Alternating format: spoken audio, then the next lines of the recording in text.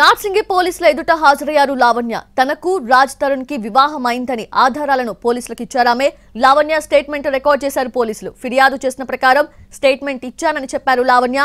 మాల్వి మల్హోత్రా ఆమె సోదరుడు తనను ఎలా వేధించారో చెప్పానన్నారు. తన స్టేట్మెంట్ ఆధారంగా దర్యాప్తు జరుగుతోందని భావిస్తున్నానని ఆమె చెప్పారు. అదే ఇవ్వడం జరిగిందండి.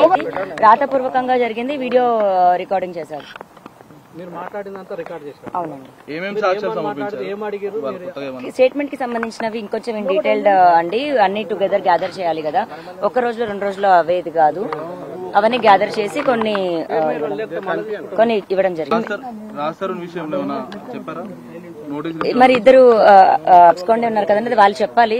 ఇంకా తెలియదు మరి ఎక్కడున్నారు, ఎలా పరిచయం నాకు, నేను ఎందుకు వాళ్ళని కాంటాక్ట్ అవ్వడం జరిగింది, కాంటాక్ట్ అయ్యాక వాళ్ళు నాకు ఎలా రెస్పాండ్ అయ్యారు, ఎలా నన్ను థ్రెట్ చేశారు, ఎలా వాళ్ళ